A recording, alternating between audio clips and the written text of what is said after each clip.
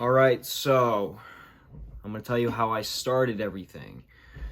It was my fall semester of my senior year, so about just over a year ago, about a year and a month ago. And my friend who's in one of my classes, he told me to come and check out the jiu-jitsu gym because I kept talking to him about how I was so into combat sports at the time. And he's like, hey, come join. I'm like, I really need to work on my grappling skills. If you want to be an overall well-rounded fighter, you got to know the stand-up game and the ground game. So I went to the club. I loved it. It was great.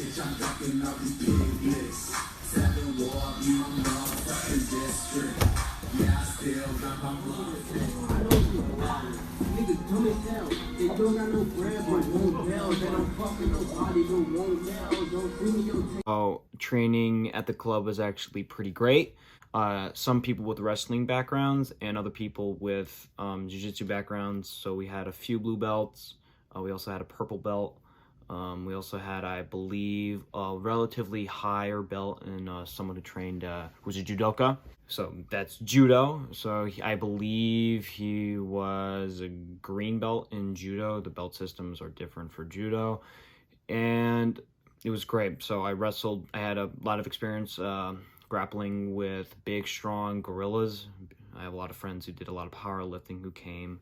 The club meetings were every Tuesdays and Thursdays from about 8:30, and practices were about 2 hours long, and we would get out at like 10:30 at night, which can be pretty brutal, especially if you have a lot of homework. And it was our senior year for a couple of the guys in there, so we loved it, so we didn't really care. Coach, who was a brown belt under a local jiu-jitsu gym, about a 20-minute drive from campus, and his name is Kenny. He's a great guy. I love him to death. He was my first coach. It was amazing.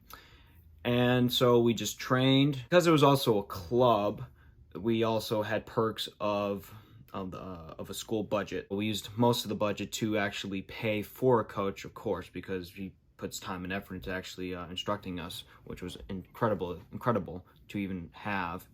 And we didn't really have to, and we didn't have to pay for it. The school had to pay for it.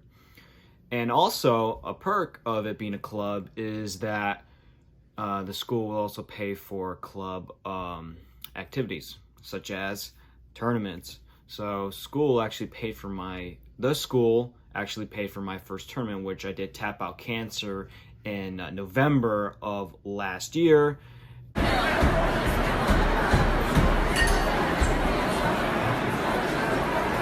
And which was great. It was in Danvers, Massachusetts, so it was about a 3-hour drive from Hartford, Connecticut. We held our, club meetings, but really practices in it was in the gym of the campus hall, which was basically the huge windows you can just walk right past and everyone would see.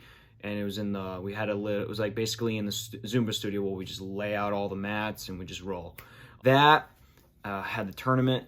But then winter came along, and obviously because it's winter, we couldn't do anything. So I did not do any grappling from almost all of December up until mid-January when we actually came back to school.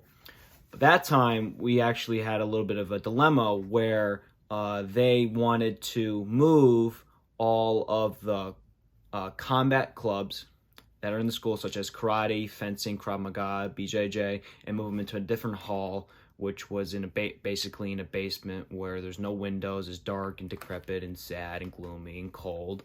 And everyone complained because we actually really wanted it to be in the new gym, huge facility that the school actually made, and there was a huge open dance studios that were open at specific times that we actually wanted to train at, and that could also work around the other combat sport clubs schedules as well. But obviously that didn't happen. So schedule changed. During the spring semester was probably the hardest semester of my life. I took 18 credits at this time on top of doing my internship, which was part of my exercise science program at school, and I did that for about 14 hours every week, where I would travel to Hartford Hospital, come back, and then I would train we did it every Mondays and Wednesdays, and we trained, we did it earlier, so we started around 7 o'clock, and we basically get out at 9. So this went on for about 2 months here and there. Strike, so I think I got hit right in the middle. Against the grain. Yeah. Karate. We had a tournament, another Tap Out Cancer tournament happening in March, which was going to be somewhere in Connecticut. I do not remember what it was. Well, I believe this happened around the first or couple days into that, where obviously we know during this time COVID started to happen. Basically all clubs started to shut down the week of. Started to shut down either late February or early March, but this was about a week or two before school actually started to the campus was actually going to be closed for the semester. School ended, we couldn't train, everything sucked, and basically we all had a quarantine when that happened. It happened during my spring break, where during spring break school was like, you can't come back. And so we had to do everything remotely, just like everyone else did.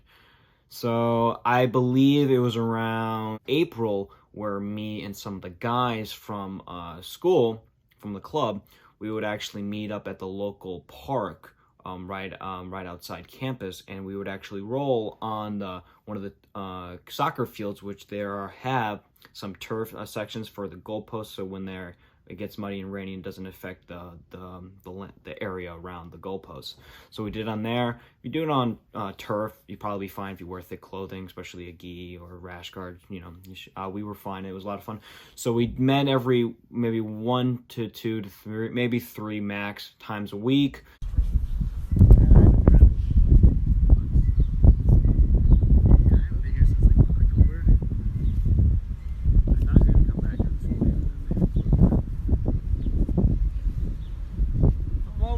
So we met up, we trained, we really just rolled. We didn't really go over really special technique. We just really worked on what we wanted to work on ourselves. So I just really worked on my fundamentals, such as sweeps, guard pull, and some submitting from mount. But anyway, doesn't really matter. So we still did a little bit through August, of course, and then also still doing it during September. But then it started to get kind of cold, and then then gyms actually started to open around this time. So I actually joined a local gym in West Hartford, Underdog Mixed Martial Arts. Yeah, plug. Basically November right now, and it's Connecticut, and it's freezing out. So I don't think we'll be able to do that for the next 4 to 5 months at the park anyway. I mean, it doesn't really matter. Gyms are starting to open. More videos to come in the coming weeks. See you later.